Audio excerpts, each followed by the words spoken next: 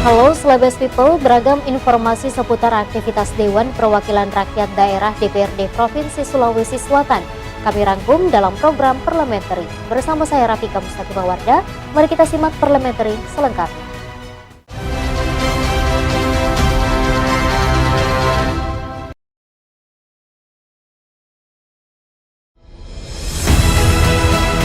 Pemirsa, beberapa pekan terakhir lonjakan harga telur di pasaran mengalami kenaikan drastis.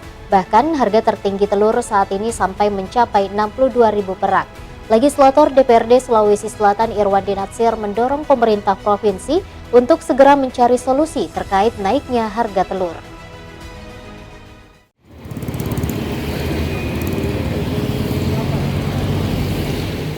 Lebih dari 2 pekan lamanya, harga telur di sejumlah pasar Sulawesi Selatan mengalami lonjakan drastis, dari harga Rp45.000 per rak menjadi Rp62.000 per rak.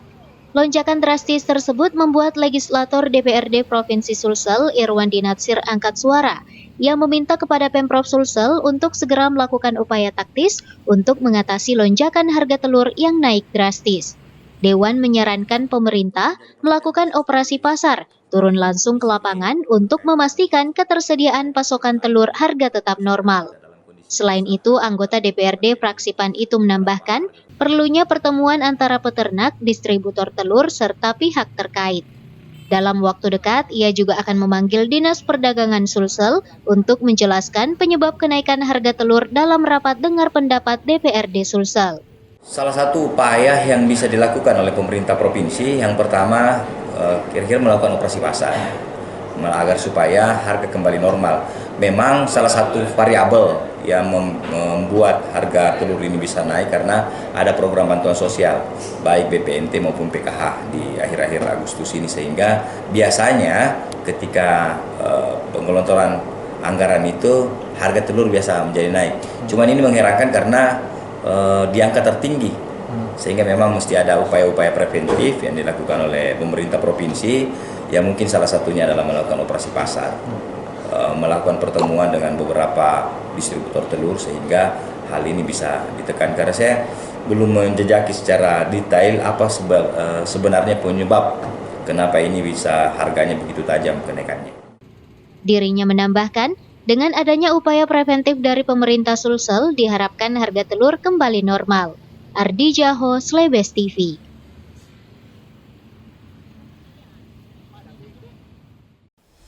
Pemirsa, wacana kenaikan harga bahan bakar minyak atau BBM jenis solar maupun Pertalite menjadi pembicaraan hangat di kalangan masyarakat. Tidak sedikit banyak masyarakat yang mengalami penolakan, seperti yang diungkapkan oleh legislator fraksi PKS DPRD Sulsel. Dirinya secara tegas menolak kenaikan harga BBM tersebut.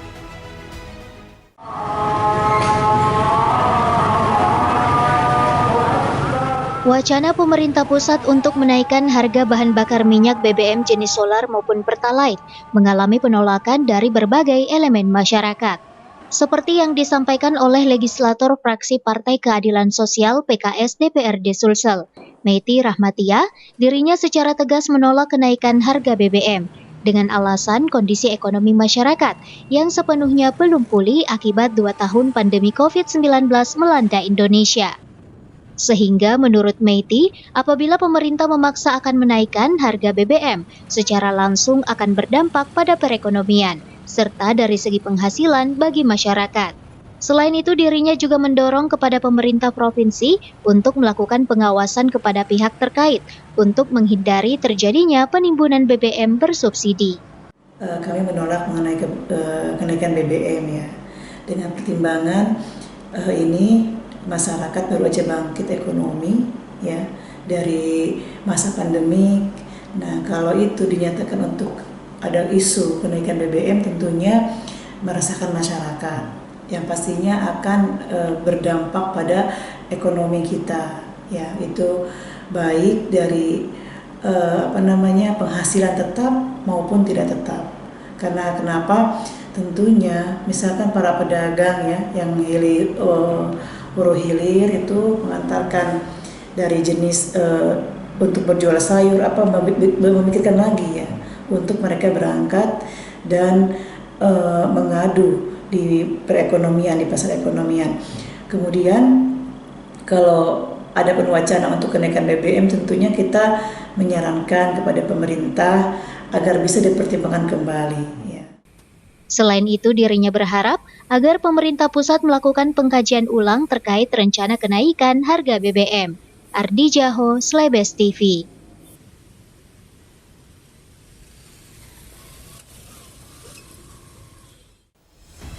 Pemirsa, DPRD Provinsi Sulawesi Selatan menggelar rapat kerja panitia khusus atau Pansus membahas rancangan peraturan daerah tentang transformasi penyelenggaraan perpustakaan di ruang kerja Komisi E DPRD Sulsel. Tapi kalau diprosok untuk digitalisasi agak sulit, sehingga keberadaan perpustakaan konvensional itu masih.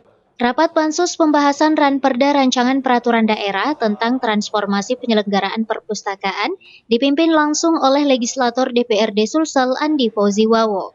Ia mengungkapkan tujuan Ranperda ini dibentuk agar perpustakaan di Sulawesi Selatan mampu mengcover seluruh lapisan masyarakat, tidak hanya bertumpu pada tingkat kabupaten dan kota, melainkan sampai ke pelosok. Sehingga diharapkan penyebaran perpustakaan nantinya ada di mana-mana. Andi Fauzi juga menuturkan, saat ini sudah zaman digitalisasi sehingga literasi digital diperlukan setiap daerah. Ketua Pansus Ranperda tersebut menjelaskan, meski penyelenggaraan perpustakaan sudah ada pergubnya, tapi ruang lingkupnya terbatas sehingga dibutuhkan Ranperda terkait transformasi perpustakaan agar bisa mengcover hingga ke tingkat desa, dusun, dan daerah terpencil. Ya, bahwa sekarang ini kan sudah zaman digitalisasi, jadi literasi digital itu diperlukan. Nah, sekarang ini kan masih terlalu banyak yang manual, apa semuanya. Ini yang kita mau rubah, aturan-aturannya apa semuanya, apa saja yang bisa di-cover. Nah, transformasi ini selama ini karena kita menganggap pergub ini kita tidak bisa menjangkau terlalu jauh, hanya di lingkup internal pemerintah provinsi. Dengan Perda nanti kita harap bisa mencakup kabupaten kota semuanya, kita bisa atur. Ya, seperti itu. Apa hal-hal urgen yang perlu dilakukan perubahan selain tadi digitalisasi, Kak? Lebih kepada penyebaran perpustakaan ini. Jadi kan selama ini perpustakaan itu kita anggap hanya ada di perkotaan. Nah, ini kita mau dia merambah sampai di desa-desa. Legislator fraksi PKB itu juga menjelaskan akan mengusahakan untuk melakukan percepatan terhadap Ranperda ini. Rapat kerja Pansus tersebut turut hadir Dinas Perpustakaan dan Kearsipan Provinsi Sulsel, kelompok ahli pakar dan tim ahli DPRD Sulsel. Ardi Jaho, Slebes TV. Kemudian tadi berkaitan dengan Ibu dari Kanwil juga memang di pasal 8 juga itu masih ada. Pemirsa, DPRD Provinsi Sulawesi Selatan melakukan rapat Pansus terkait ekspos rancangan peraturan daerah Ranperda tentang pencegahan dan penanganan tindak pidana perdagangan orang. Bisa siap-siap dengan segala isinya ini dan kesiapan kita sehubungan dengan Rapat Pansus Ekspos Rancangan Peraturan Daerah Ranperda tentang pencegahan dan penanganan tindak pidana perdagangan orang atau TPPO dipimpin langsung oleh Risvayanti Muin untuk meminta masukan terkait pembahasan Ranperda TPPO. Anggota Pansus Ranperda TPPO, Sele KS Dalek menjelaskan agar penyusunan Ranperda TPPO harus dapat dibuatkan regulasi yang mengatur agar para pekerja imigran benar-benar dapat diketahui. Menurutnya, layanan terpadu satu atap pekerja imigran merupakan salah satu langkah konkret yang dibentuk pemerintah untuk mengetahui seluruh pekerja yang keluar negeri, sehingga apabila layanan terpadu satu atap pekerja imigran memiliki sedikit laporan keluar, maka bisa saja terjadi melalui jalur ilegal dan terjadi tindak pidana perdagangan orang. Data menunjukkan tindak pidana perdagangan orang tahun 2015 hingga 2019 ada sekitar 2.648 korban yang teridentifikasi di Indonesia. 88% diantaranya adalah perempuan dan 12% lainnya adalah laki-laki. Khusus di Sulsel pada tahun 2019 terdapat 6 kasus dan pada tahun 2020 terdapat kenaikan menjadi 8 kasus perdagangan orang yang dilaporkan. Meskipun saya baca secara sekilas, ada pasal, misalnya di bagian kedua di pasal 7, saya lihat itu salah satu pintu masuk, dan mungkin kita akan bagaimana memperkaya rumusan itu. Misalnya bagaimana peran keluarga, bagaimana peran pemerintah setempat memastikan bahwa setiap anggota keluarga atau setiap warga di satu wilayah, di satu RT RW atau di satu desa dan kelurahan ketika keluar betul-betul terpantau oleh keluarga dan teridentifikasi di pemerintah setempat. Ini saya kira salah satu poin yang sangat penting untuk kita pastikan peran-peran pemerintah setempat dan keluarga betul-betul bisa sebagai palang pintu memastikan tidak sembarang keluar anggota keluarga dan warga setempat. Ini di pasal 7. Dalam rapat tersebut, sejumlah OPD Pemprov Sulsel dan tenaga ahli beserta tim penyusun Ranperda tentang TPPO hadir untuk memberikan usulan pembentukan Ranperda. Ardi Jaho, Slebes TV.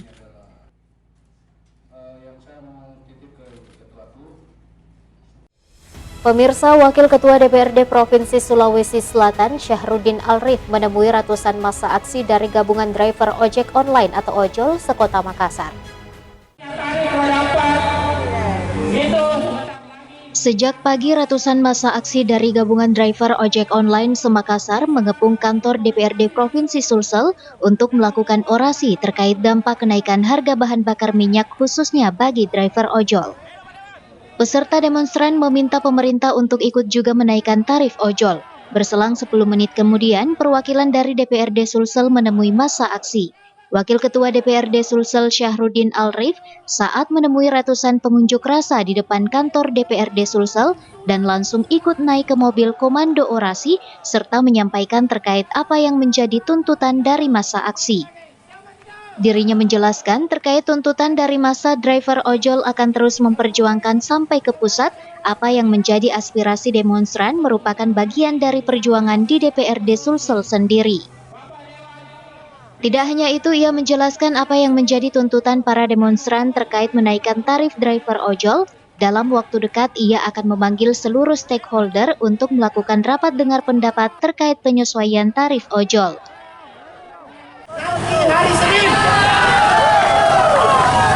perwakilan dari semua ojek online yang ada agar dampak menaikkan BBM ini, saya akan undang perwakilan dari Grab dari Makassar, cabang Makassar, kepala wilayah Grab cabang Makassar, kepala wilayah Gojek cabang Makassar, kepala wilayah vaksin, Shopee, taksi online, dan e-driver, supaya hari Senin kita rapat bersama mendorong percepatan kenaikan tarif ojek online.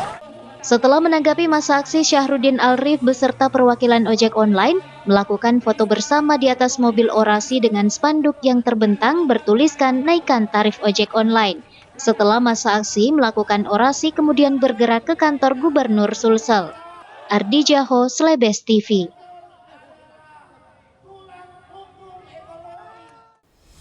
Pemirsa, legislator fraksi Demokrat DPRD Provinsi Sulawesi Selatan Januar Jauri Darwis menemui secara langsung ratusan peserta demonstran di halaman DPRD Provinsi Sulawesi Selatan.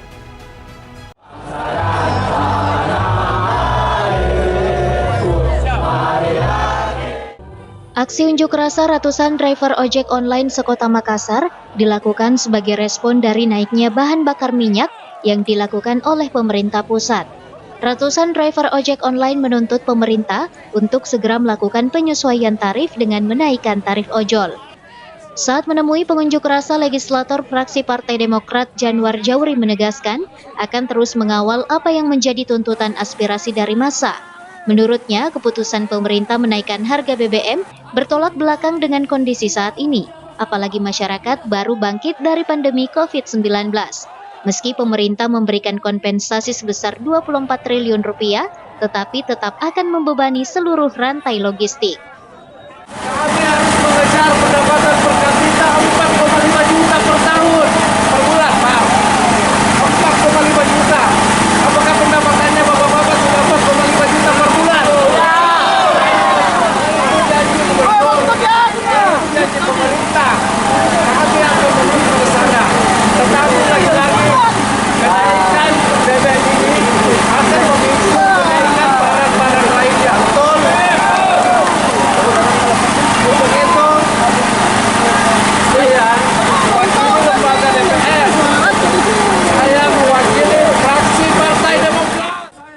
Legislator yang akrab disapa JJ menambahkan, masih banyak sektor lain yang mestinya alokasi anggarannya dikurangi, misal belanja pembangunan ibu kota negara diturunkan, serta pengetatan pembangunan infrastruktur. Ardi Jaho, Slebes TV. Tahun 2019 yang telah diputuskan oleh pemerintah bahwa biasanya Pemirsa, DPRD Provinsi Sulawesi Selatan melakukan rapat dengar pendapat atau RDP terkait kawasan hutan lindung di Kampung Pongtora, Desa Palopadang, Kecamatan Kapalapitu, Toraja Utara yang saat ini belum dilakukan tapal batas. Kenaikan harga bahan bakar minyak atau BBM hingga kini masih terus menuai pro kontra di tengah masyarakat. Salah satu yang merasakan langsung dampak dari kenaikan harga BBM yakni para supir angkutan umum. Pengamat politik pemerintahan Universitas Hasanuddin, Hasrullah menilai, kebijakan pemerintah soal kenaikan harga BBM harus sejalan dengan tarif angkutan umum khususnya PT-PT. Ia menyebut sebuah kebijakan harus tetap mempertimbangkan dampak di lapangan, termasuk kenaikan harga BBM yang dipastikan semakin memberatkan bagi kalangan masyarakat menengah ke bawah. Hasrullah meminta agar pemerintah tetap memikirkan nasib para supir PT-PT dengan membuat kebijakan penyesuaian tarif angkot setelah BBM naik. Coba dia menjadi supir PT-PT. Pemerintah punya perusahaan seperti angkutan kota. Logikanya terbalik. Nah, saya berharap Kementerian Perhubungan, termasuk pemerintah yang ada di Jakarta, kalau seperti ini sudah harus diantisipasi bahwa akan terjadi lonjakan kenaikan penyesuaian harga. Ya, jadi saya berharap kenapa pemerintah lambat menentukan tarif seperti itu. Ya, sekarang kan dengan pakai Zoom bisa melakukan rapat nasional. Ya, dan Departemen Perhubungan seluruh provinsi melalui Zoom menyampaikan seperti ini. Jadi saya pikir apa yang disampaikan supir atau angkutan kota itu perlu direspon. Makin tidak menimbulkan penentuan tarif akan menimbulkan ketidakpercayaan kepada pemerintah. Jadi khususnya saya berharap Dinas Perhubungan ya mencari solusi cepat, tepat sehingga angkutan kota tidak dirugikan. Di mana logikanya? Kalau harga bahan bakar naik baru menetapkan harga yang semula gitu. Ini adalah konsekuensi dari sebuah kebijakan politik yang diambil oleh pemerintah. Jadi komunikasi itu bukan hanya dari atas ke bawah, tapi perlu juga menyikapi aspirasi yang disampaikan oleh para supir angkot maupun PT-PT di Makassar ini gitu. Hasrullah berharap pemerintah bisa tetap mengontrol harga-harga di lapangan yang disebabkan oleh kenaikan harga BBM. Masyarakat kecil harus tetap diperhatikan agar kebijakan yang dibuat tidak dinilai sebagai sebuah kepentingan sepihak. Wahyu Saputra, Slebes TV.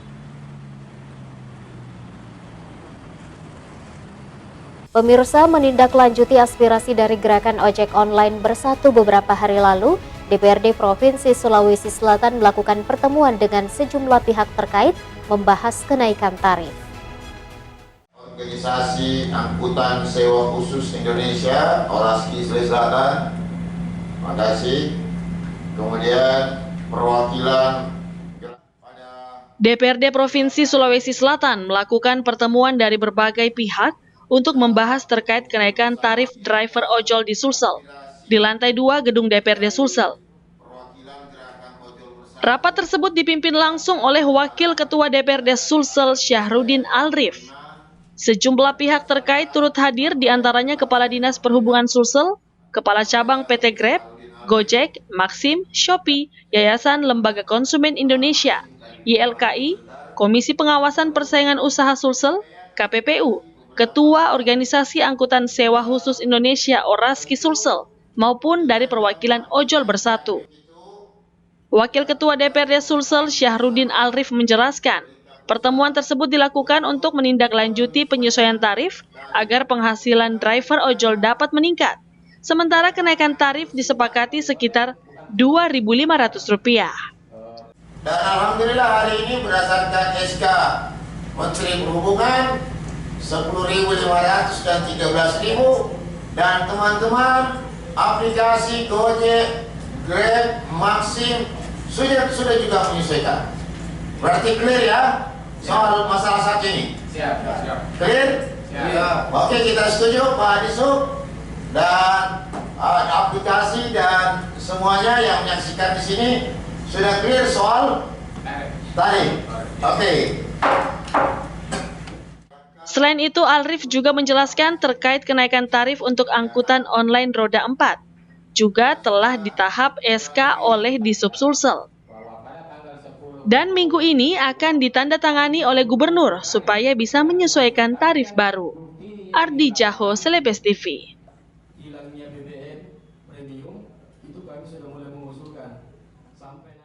Pemirsa, puluhan unjuk rasa dari Aliansi Kesatuan Rakyat Menggugat atau Keramat mendatangi gedung DPRD Provinsi Sulawesi Selatan.